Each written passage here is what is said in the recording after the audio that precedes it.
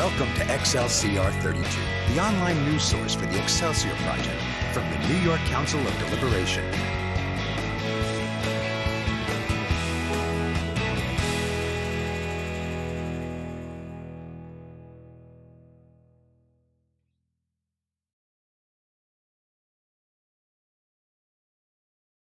Powell. Illustrious Bill Edwards, 33rd degree MSA, Valley of Rochester, is a Maxwell Leadership Certified Team member of the Maxwell team for the Excelsior Initiative of the New York Council of Deliberation, Scottish Rite, Northern Masonic Jurisdiction, and co-chair of the Leadership and Educational Services Committee of the Grand Lodge of New York.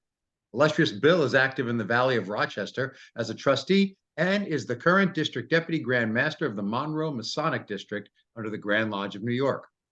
Bill has a passion for studying and applying the deeper meanings of Masonry and strongly believes that the John Maxwell program can be applied to Freemasonry as a practical method for brothers to do the great work and improve physically, mentally, and spiritually, thus aiding them in their journey towards light.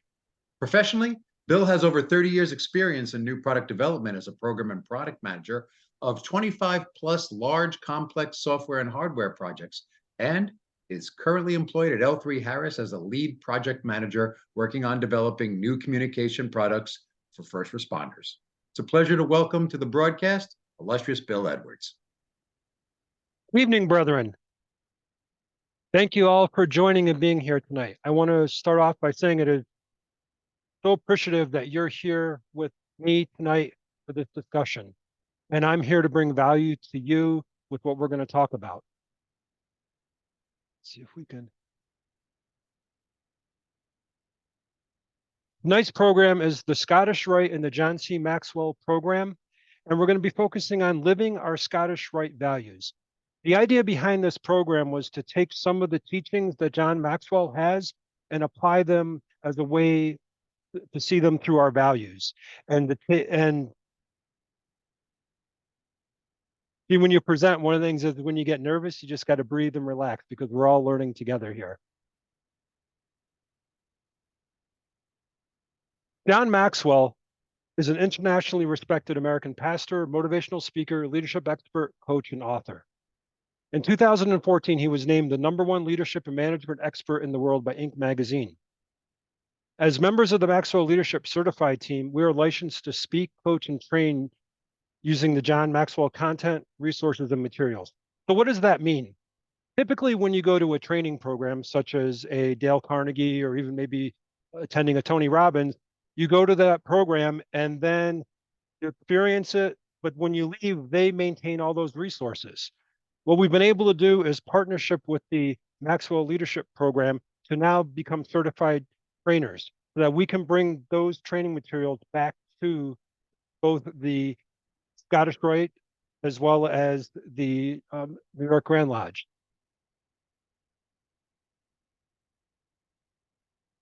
One of the things that's important to realize is that this is just not leadership training for the Scottish Rite, but it's for all New York Masons. And an important part of our program is that we have the Excelsior Initiative that's part of the Council of Deliberation, and they've partnered with the Grand Lodge of New York Leadership and Educational Services team. So when we look at our training, and at the end, I'll show a few slides from that training, you're going to see that everything is co-branded and that we're working together. And this is so important because we're all one Masonic family. And as we all improve as Masons in our lodges, in our valleys, in our families, and professionally, we all grow together. Personally, I've been involved in the Maxwell program for about the past 18 months. And I've always had an interest in personal growth and development and looking at leadership development, and Maxwell was an excellent opportunity. But I didn't know that what would be coming to me in my life and the challenges that I had and how Maxwell would impact me. In January of 2023, I became unemployed. And that was a very difficult time as most of us saw the tech industry was having challenges at that time, and I wasn't prepared for it. So I felt it was a perfect opportunity to take Maxwell and apply it to my own life. So in that, I looked at things like resilience and how can I go through the personal growth program to apply to myself. And I did find new employment within about 2 months. I also then started looking at my own personal lifestyle choices, and I've dropped about 20 to 25 pounds since that time period. And lastly, it's improved my relations with my family, with coworkers, and within Masonry, as well as it's changed my entire presentation style. In the past, I would have presented wanting to share information, and that's tonight why I started off thanking you as the attendees for being here, because it's really about the service that I bring to you and what value I can offer you through these presentations. So I hope that through what I'm going to be sharing about Maxwell, you're going to see some value for yourself and say the next time we offer some training, you're going to want to attend. And the best thing, thanks to being sponsored by the Council of Deliberation with this, is there's no cost. It's free. So there's no going to infomercial at the end. There's not going to be for $49.95. You too can sign up. All you got to do is say, I want to do it, make the commitment, show up and be there. We're going to start by exploring leadership. The first is, what is a leader? And now often it's asked, what is a manager? Well, a leader inspires and motivates. They have a vision, they set a direction, and importantly, they have willing followers. It may or may not be role-based. When it's role-based, that person may have authority, such as a person who commands a group or organization. If you have authority and influence, that's the sweet spot, because now you can really make a difference. And if you got the mindset of being a servant, then you're there to help your followers to where they want to get to. A leader asks what and why. A manager typically oversees activities, such as a supervisor or subordinate, or they're worried about the functions, the day-to-day operations, how to achieve objectives.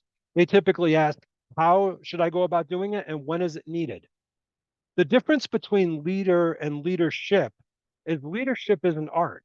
It's about processes, behaviors, and then practices of inspiring and influencing others to take action and work towards achieving a common goal. Leadership is a skill that can be developed. And that's one of the things about John Maxwell is he strongly believes that anyone can become a better leader. It's not, sure, you may be born with certain talents, but beyond that, by developing your skills, you can increase the likelihood that you're going to become a successful leader. And we've all experienced different styles of leadership, ranging from the authoritarian to the servant, right? The authoritarian, thou shalt do it this way because I said it, to the servant saying, how can I help you achieve what you desire to achieve? What's important to remember is that we're all leaders, particularly in the Scottish Rite. And if you think of the 32nd degree, right, you never know when that moment in life happens when we're called to make a difference. And we could be there suddenly with our family walking down the street and see a situation that we have to help out in. And in that moment, we make a choice to be a leader. It could be with our family members or friends that we need to reach out and have that difficult conversation. In his own words, Dr. Maxwell has said, leadership is not about titles, positions, or flowcharts. It's about one life influencing the other. And I like this picture of geese because if you've ever seen geese fly across the sky, right, it's a perfect example of leadership. You've got the guy out front, right, he's going along, and then eventually he gets tired, and the one in the back is now coming up to take his spot. So that's the leadership, is really being in tune with when can I contribute and stepping up and making that difference. In New York, we have the second degree charge, which has this sentiment, our influence will pass farther than we can conceive. And we are charged to do our very best with that which lies nearest to us. And that really gets to the essence of leadership, is that our circle, as it expands, as our influence expands, we still need to do the very best with what is closest to us. And then through those who are part of our circle, our influence will pass. As mentioned in the introduction, I strongly believe that the Maxwell method, the Maxwell program, can be applied to Freemasonry. And the reason being is that it's a practical method. In our ritual, I call it the 5 W's. We talk about the who, what, when, where, and why.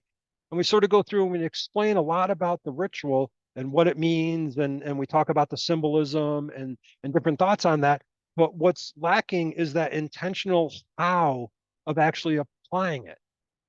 We benefit from the ritual because we experience it and we go through that, and that can change us in some ways. It may give us things to consider or think about. By memorizing the ritual, the vocabulary may become part of our words, such as to live on the level and by the square and so forth. But what I'm offering, and I'm very passionate about this, is I think that the Maxwell program, by applying it to Freemasonry, we can do what I could call the great work. And the reason I chose those words is that there's many of us who believe there's a deeper meaning and purpose to Freemasonry. And the great work has been something that goes back to our tradition of even possibly into the Rosicrucians and beyond, where we're talking about spiritual alchemy or transforming ourselves from that spiritual lead to that spiritual gold. And you could also think of it in terms of our life is the magnum opus. If we are the temple, what we create, what we do, that becomes our masterpiece. And if there's a great senior warden at the end of our life looking at how we did, what are our just rewards, then that's our opportunity to turn our great work in, our life to be judged at the end. And with that, we can improve physically, mentally, and with that, both emotional intelligence and intellectual intelligence, which are equally important. We know today that so many are struggling with emotional well-being and the challenges that people have because of that, as well as intellectual intelligence. And lastly, spiritually. Looking at our 3 degrees, right, you could say that the first degree is connected to the physical world.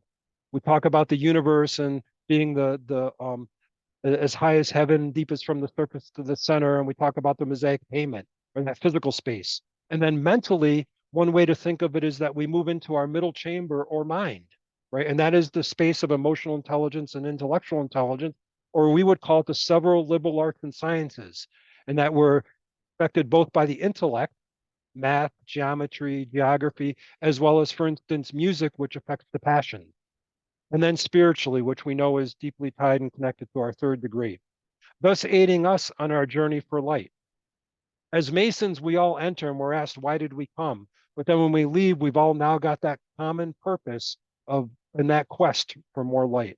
And that's symbolically represented by turning the rough ashlar into the perfect ashlar.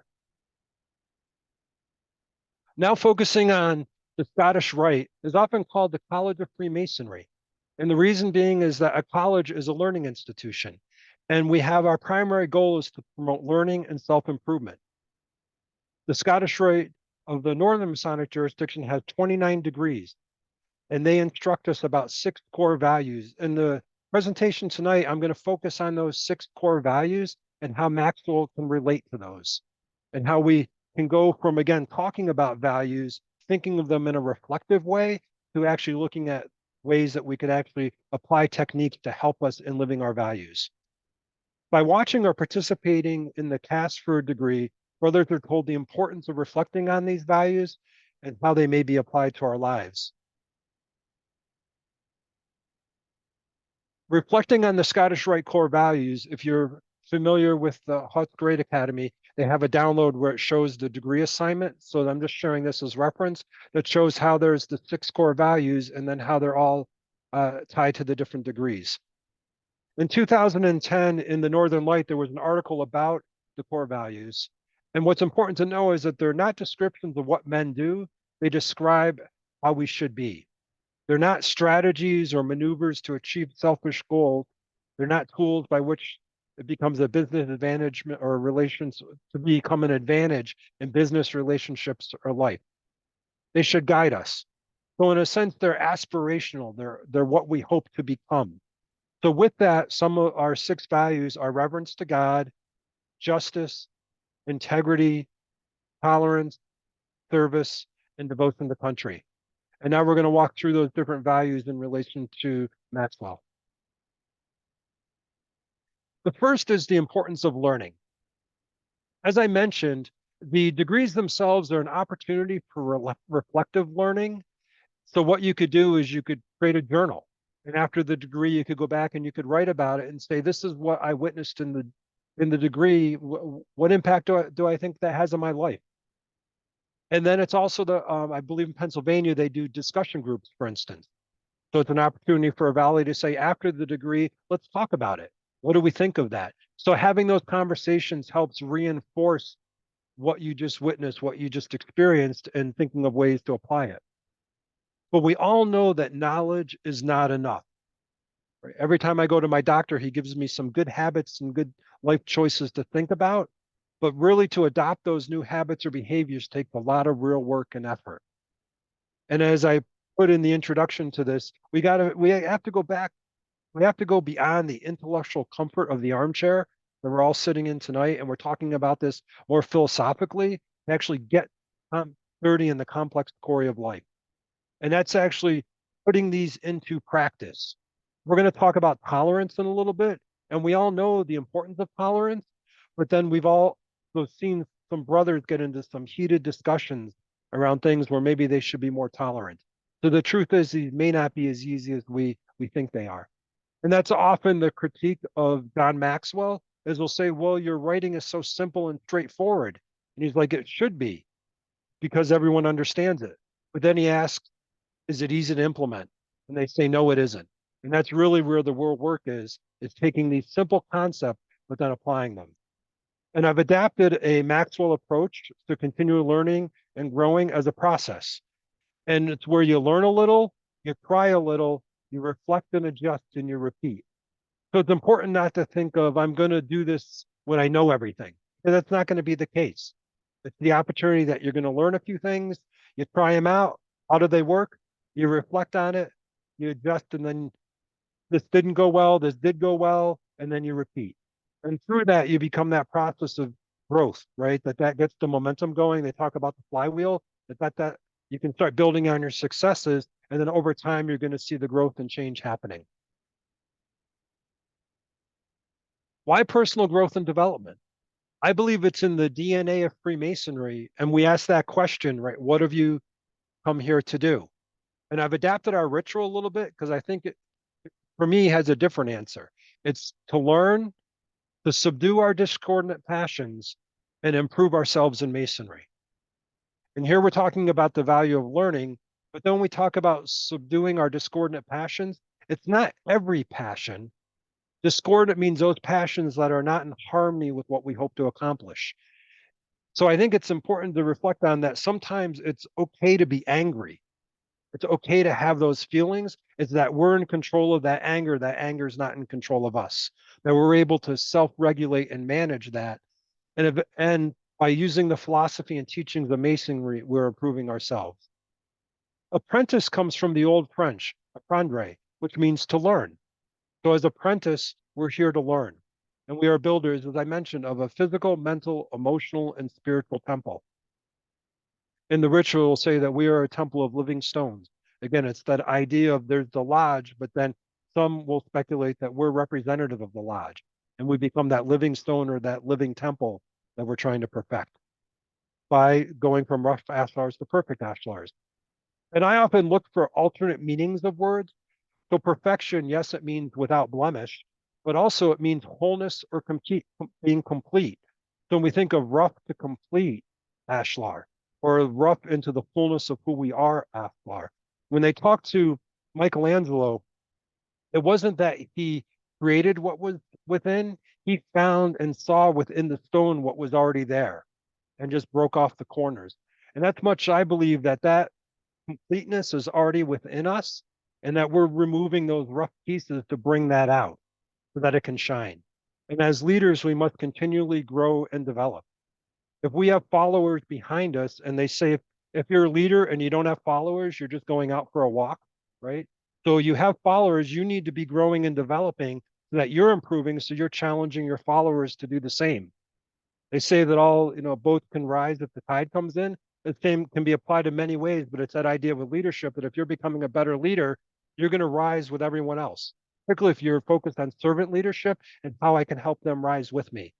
As a team, we all succeed. This is an important point that's in the 15 invaluable laws of growth when it comes to learning and growth. There's what's called accidental growth and intentional growth. Accidental growth is I'll start it tomorrow. I wait for growth to come. I learn only from my mistakes. It depends on good luck. Falls into bad habits, talks big, right? All hat, no cattle, right? You have a good talk, but you don't actually do anything. You play it safe. And I think that's where with this, the accidental growth is a little bit what happens with our degrees. That you go through and you don't know what to experience, so it just sort of happens as you absorb it, right? And then it often is after graduation, we stop learning because we don't have a learning plan. Maybe we go back for a specific degree in a period of our life, but we don't, it's more accidental. And then it may actually happen when a life circumstance, often when someone faces a death of a loved one, or they enter a medical condition suddenly appears, that's when you grow, because you have to change. For many years, you know you should change your diet until you're faced with a health condition forcing that, right? So that's really the accidental growth. Now moving into intentional growth is you're making that choice to commit. And you're saying, I'm going to do it today. And you take responsibility for that. And you realize again that it's not going to be perfect. You're going to make mistakes, but if you're trying, you're failing forward, as they say. And it's not even failing, it's trying. And sometimes you learn from it, right? And sometimes you win, sometimes you do it right.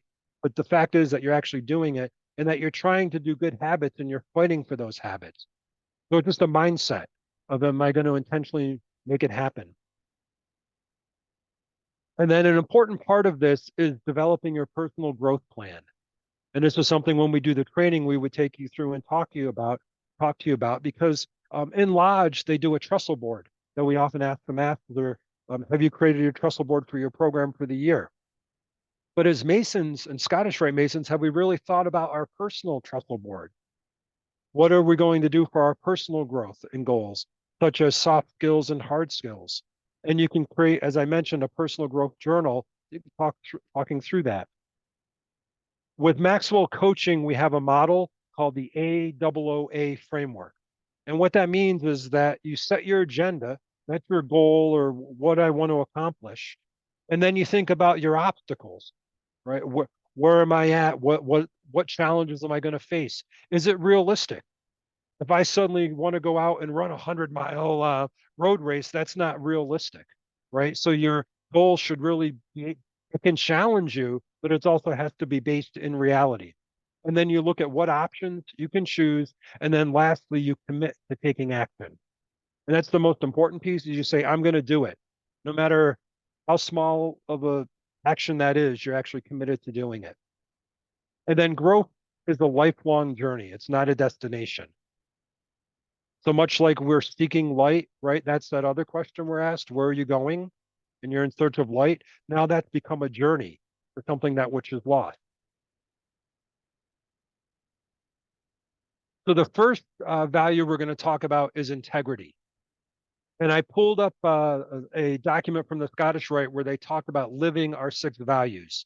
So I took a quote from each of those related to the value we're going to talk about.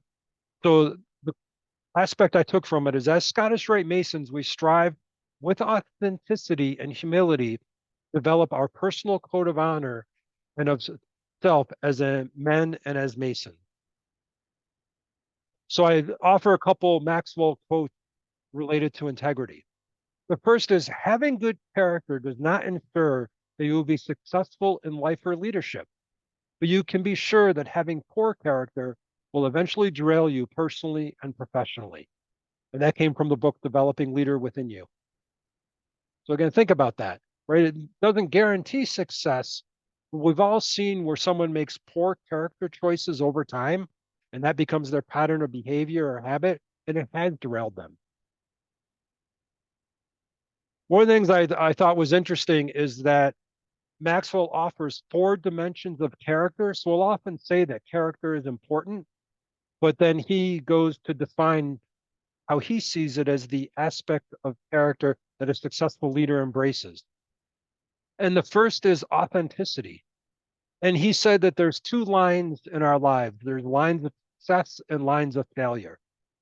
And if everyone viewed you just from your line of success, they would think, oh, you're a very successful person and you're living in this great space. Or if they look at you at your weakest moments, they say, oh, that person's a failure, and look at, they can't, that life isn't going well for them. But really, we sort of oscillate between the 2 of those. And what he said, that if you share your life in an open way, as you're doing that, up and down, going through life, then you become authentic, because people can see where you're really at and they get to know who you are. The next is self-management, or what we would call subduing the passions. And character is about making right choices, not easy choices, but we believe to be the right choices. And this is where it gets difficult, because over here, right, we live by our personal code of honor as of self, as a men and as Masons. So my personal code might be slightly different than your personal code. And we see that when it comes, we're going to talk about tolerance in a little bit. So where I make right choices to what my code is might be slightly different than your code is. But then we have to realize that we have to subdue our passions and understand that that brother knelt at the same altar I did. And how can we come together to better understand each other? Because it's not a question of trying to live by character or live with integrity. It's the application of it is where we then have a discussion. The next is humility. And that's about accepting your weaknesses and give grace to others for theirs, right? And that really speaks, right? Humility is again knowing that we're not perfect in a sense of we're right. We make mistakes. We know that. We know that we are the rough ashlar, and we may accept that for ourselves, but we also got to do it for others, and know where they're at. And then lastly, encourage. And we know this in our third degree, right? It empowers us to do what's right in the face of fear, fatigue, or uncertainty. And he had a quote that says, only through experience, trial, and suffering can the soul be strengthened. So think about that. If in our third degree, right, or in the 32nd degree, it was in that fear, fatigue, and uncertainty that the choices really mattered. And that's when you call on courage in your character to happen. And he has this quote that emergencies don't develop character, they reveal it. So I think what we can do when we're not faced in those stressful times is when we're getting prepared, when we're making those choices so that when it really does count, we've already thought through how we want to react to those situations. So that way we know in a sense of that when we're faced with integrity, we're going to try to hit it straight on, as they say. Looking at integrity, it's both the choices that we make, but also there's the idea that integrity is the worthiness of your ship. And I often think as Masons, we're developing the ship of life. Our being is our ship, our magnum opus. So it really becomes how are we trying to create a seaworthy vessel for the journey of life? It's just another way to think of integrity. In the law of the ladder, he has character growth determines the height of your personal growth. And that he'll say in that teaching, growing on the inside allows you to grow on the outside. In Masonic terms, we say it's the internal, not the external qualifications that recommend you to Masonry. So you can see how, again, through the Maxwell teachings, they're very well aligned to our values and beliefs and philosophy as Masonry. The next is justice. And personal injustice involves your own ethics and is often referred to as conscience. And I'll use the quote again that I previously said, humility to accept your weaknesses and give grace to others for theirs. I think that's so important with justice because we learn to lead with the heart. And it's important to understand the other brother's or other person's situation. And we have that closing charge in the New York ritual, where we remind brethren around that altar, you have promised to remind brothers of their failings and aid in their reformation and stand up on their behalf. And again, that's all about justice. So, making sure that things are fair and balanced for them. And while it's true that a single mistake can destroy trust, that's often not always the case. When the trust level is low, all it takes is that one last thing to break the straw, right? And we've had that happen just one more time, and that does it. And that's what destroys the trust in the relationship. However, if trust is high, one mistake will seldom destroy the relationships that people have built. I think that's important that, again, looking at justice is it may not just be the one offense, right? But stepping back and having that wisdom, look at the pattern of behavior and look at, well, these are the other aspects of that relationship that are important. And then how can we work through this? John Maxwell has a book that I mentioned earlier. It's sometimes we win, sometimes we learn. And it doesn't have to be an either or, win and lose, right? But it's always an opportunity to learn and grow and become better. Tolerance. Rather than dismissing opposing beliefs and lifestyles, we can choose toleration as a moral virtue. And this may be one of the hardest ones, right? Because we intellectually understand tolerance until you disagree with me. And it's difficult to find common ground with others when the only person you are interested in is yourself, right? And we often see this with the talking heads today, is it's all about me and my perspective and what I think. But one of the connecting principles is to find common ground. From everyone communicates, few connect. As Masons, we know that. In a world that's talking about diversity, we talk about unity. In a world that talks about accepting each other's differences, we focus on what we have in common. We talk about the high, the low, the rich, the poor, who created by one almighty parent, right? That we inhabit the same planet. We're there to aid, support, and protect each other. We've known for 300 years what society is trying to struggle and figure out with today. And it's not just looking at us being brothers, but it's realizing that beyond the external, we're all the same on the internal. That if I were to lose a child, we'd all feel the same way. If suddenly I got a diagnosis or a brother got a diagnosis for an illness, that's what we have in common, is that understanding. Those struggles are what bind us. Next, what's important to tolerance is self-discipline. And the reason being is, again, subduing those passions, controlling yourself. And that as leaders, our greatest challenge in leadership is leading ourselves first, right? It's easy to say, you need to do this, you need to do that. It's all about, but when it comes to me and you turn that mirror reflection on yourself and you really look at yourself deep in the eyes, that's when you realize, no, you know what? I've got a lot of work to do. And then it becomes, how do I improve myself to have better self-discipline, because I can pause. Often in my official visits, I've talked about the importance of tolerance as our Grand Master's message, and we referenced Abraham Lincoln. And one of the stories about Abraham Lincoln is during the Civil War, he would get upset with his generals, and he would write a letter out with all his complaints and all his concerns. And today, most people couldn't wait to hit send on that, right? And it'd be out on Facebook and social media, and I got him, right? What did he do? He sprinkled the letter up and he threw it in the fire. So again, it gets back to that idea of self-discipline, that he acknowledged his anger, but he controlled it, and he realized it wasn't actually going to accomplish what we hoped to achieve, or what he hoped to achieve. Lastly, the law of curiosity. I think part of tolerance is being stimulated by asking why, and that comes from law number 12 from the 15 invaluable laws of growth. And if you see somebody that's different from you, asking why, understanding more about them, that can help bridge those differences and go back to the first quote, that you can find common ground.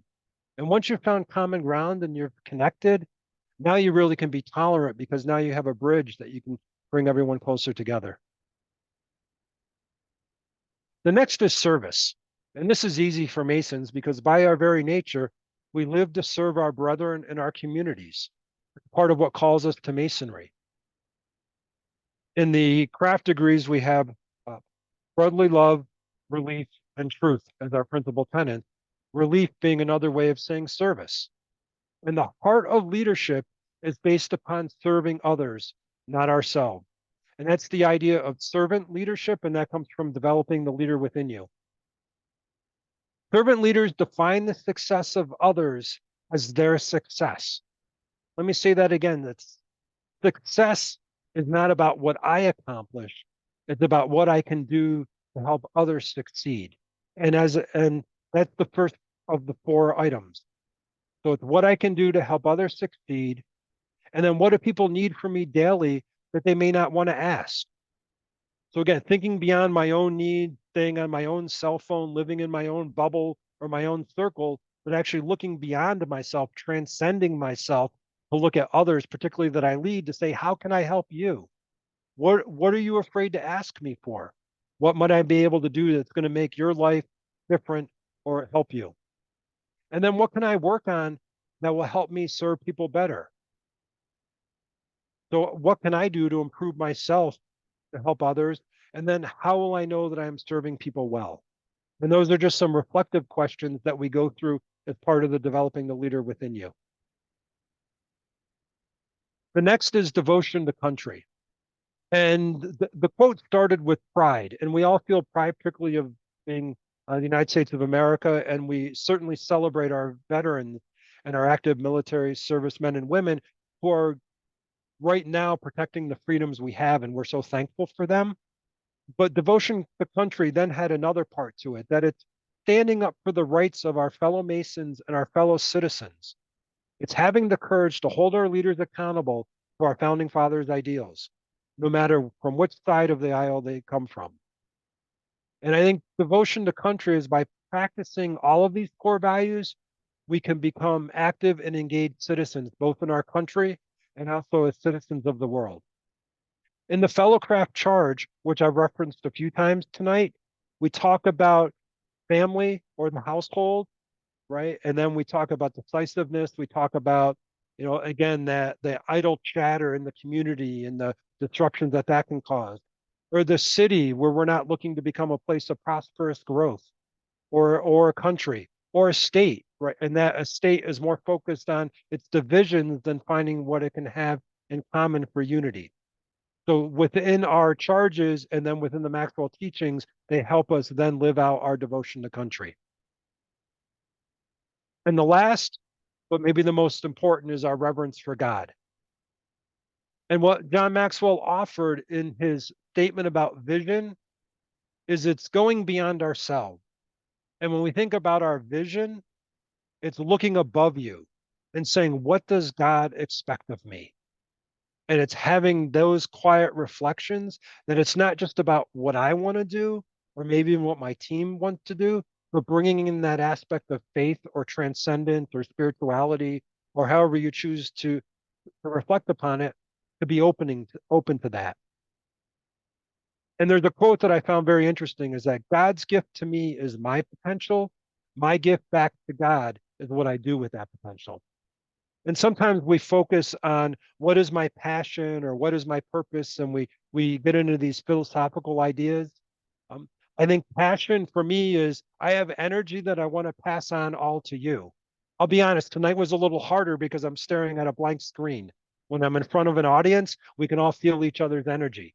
So this is a learning experience for all of us. But again, passion is taking what you hold dearly and passing it on to someone else.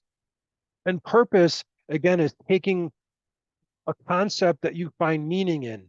For instance, the Grand Lodge of New York is saying their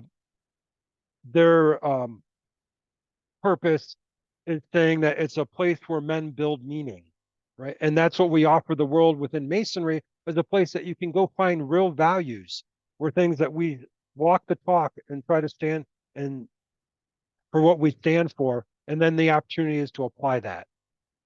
So getting back to God's gift is my potential, my gift back to God is what I do with that potential. And John Maxwell offers as a definition of success, knowing God and his desires for me. That's being open to that transcendent aspect of ourselves, whether that's through prayer or meditation or contemplation or journaling, whatever you do, getting in touch with that deeper sense of yourself and that transcendent aspect of yourself. And then growing to your maximum potential. And then sowing those seeds so that they benefit others. And that's the important piece of it, is that it's not just about you and what you get out of it, but it's about what we do for others and how we make a difference in the world. I'll now go through one of the offerings that we have that we're doing within the Grand Lodge of New York. And it's a book called Everyone Communicates, Few Connect. And it's interesting because we've all experienced where someone is talking at you, but really the idea is you go from just talking to communicating, and then from communicating to connecting. When you're connecting, there's 5 principles that it increases your influence in every situation. So if I'm actually trying to connect with you, we're building a relationship that then we now have influence involved. Connecting focuses on others. As I came into the presentation tonight, it wasn't about what I was going to get out of it, but what I hope you get out of it. It goes beyond words. Connecting always requires energy, preparation, putting the time into what you're going to present to show that you're prepared, that you're valuing the time of the participant. And then connecting is more skill than natural talent. And you learn a little, you do a little, right? You reflect, how did it go? You adjust and you go back and you do it again. We can always get better. And then the 5 connecting practices, we talked about 1, finding common ground. particularly with your audience. If you're coming in to present, it's easier with brethren because we have a common language, a common philosophy, and a common experience. But you can always find common ground with whomever you're going to be talking with. You keep it simple. You don't need to make it complicated. You make it straightforward so it's understood. You create an experience that everyone enjoys. You hope to inspire. And finally, you try to demonstrate that you live what you're communicating, right? So that you then have credibility. You could come in and show a series of degrees and certifications and various things that you've accomplished. And those are good, but if you're not actually walking the talk, and we've all seen the ritualist, right? Who knows the ritual letter perfect, right? But they actually don't take any of the ritual to heart. And that they're talking about it, almost parroting it, if you will, but they still could be arrogant. They still could be disruptive and causing issues with harmony in the lodge. And it's really getting beyond that to say, what actually am I trying to communicate? And am I living what I'm trying to communicate? Do I believe in it? Am I credible? So what we're doing for the rollout of this within the Grand Lodge of New York is we've done the Valley of Buffalo in September, Valley of Rochester in October, Valley of Syracuse in November. We're going to hold 2 online Zoom sessions in January and February. The class is a 4-hour class. What we're looking at doing is doing a 2 hours for the first section. That would be connecting principles. And then we would do a second 2 hours for the connecting practices to make it a little more manageable. And we're thinking of doing 2 sessions of each. So that way you'd have 2 opportunities to get on the first one and then 2 opportunities to get on the second one. Then in March, we're going to be in the Albany, Hudson area is what we're planning. And then in April, we're going to be looking to be down in the Rockville Center, New York City area. So the last 2 are still being worked out. And if tonight there are other valleys that would like us to come out and present, please get in touch with Rick and we can do that. One of the neat things you'll see here, how we have the partnership with the between the Council of Deliberation and the New York Masons, is that as we roll out to valleys, we've been advertising to the districts in the region. So again, it's for all Masons to attend. It's just easier as we're organizing these to use the valley as the hub and then go and advertise to the district to promote it to get attendance. The other upcoming Maxwell offerings that we have in the work, we piloted the 15 invaluable laws of growth and we'll be rolling that out. That's a little longer of a commitment because of the 15 laws. And if you spend a half hour in each law, it's about a 4-week program. The good thing with that, though, is as you come into it, you select what's going to be my personal growth goal and my leadership growth goal. And then you have a month to work on it and apply the 15 laws to it. So then you've had those 30 to 45 days as you're working through it to actually now develop a new habit as you're working through it. And then we're going to be rolling out developing the leader within you. And that talks about some of the quotes that I referenced tonight. There's a quote in that. And the premise of that, and I quote from the bottom, is that developing yourself to become the leader you have the potential to be will change everything for you. It will add to your effectiveness, subtract from your weaknesses, divide your workload, and multiply your impact. So the premise of that book is that we all can be leaders and leadership can be developed. And then lastly, we're going to be doing an offering built upon the real model of success.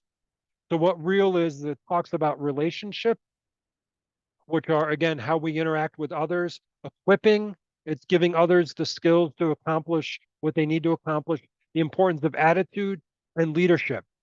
And these are going to be 45 minutes to 38 minutes, 45 minutes to 1 hour Zoom that we're going to be running at various times. So the idea that if you can't commit to one of the longer programs, then you can join in on the Zooms on different topics and experience those. So with that, I open it up to any questions. Thank you all very much.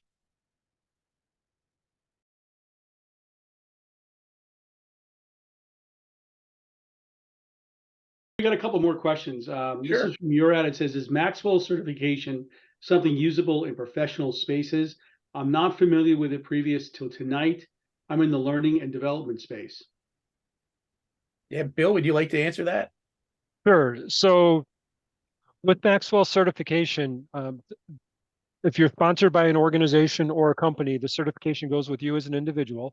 So it is something that if you chose to do as a business, you could bring it into professional spaces. There's a lot of individuals who go to training for that. And then they become either a professional coach, they become a facilitator, trainer, speaker on the John Maxwell Method. What we've done is we brought it in within the Masonic community is where we're doing it as part of a volunteer organization kind of approach.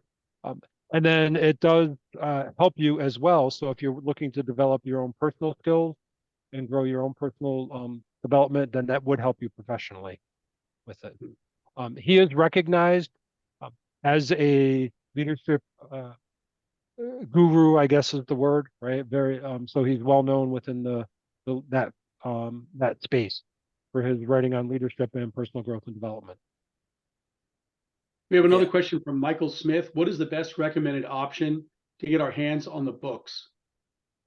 So I would go to Amazon. I think has them as discounted. You can buy them from other places, but Amazon has them discounted there. So, and you get them within a couple days Prime. Or if you want to buy, for mine, some I didn't care when I got them, so I bought used ones, right? So they're a little cheaper, and then you get them within a week or two. So that's always an option for the book. Or you could go to your local bookseller or Savers or something like that. Might have them available as well. Yeah, many of them are audiobooks as well. Yeah. I also checked a couple of them out from the local library just to see which ones I'm interested in. So those are options as well. So different ways that you can get them. And then Brian McMichael said, I signed up for tonight based on an email from Randy Clark at the Valley of Dayton. So good man, Randy. Yep, so thanks, that's Randy. good stuff. Yep. When you get certified, as Bill and Bob and Mike and I have done, we're certified to use materials from, I think, was it a half a dozen books of there's 10 different books that we can use. 10. And then the 21 laws, they have a second level called mentorship, and the 21 laws is part of that mentorship level. So we're hoping to have someone get trained and be in the mentorship level, so then we'll be able to offer the 21 laws.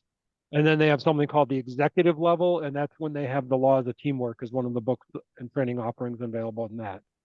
So there's different levels, and then within that you can have certain offerings. The other thing we can also do too at the level that several of us are at now is there's a youth course. There's a youth leadership course. So if anyone has got inroads into DMLA, Rainbow, Triangle, Job's Daughters, Rainbow, whatever, that can be utilized for that group as well. So we have access to that. None of us have taught that one yet though, but we can do that.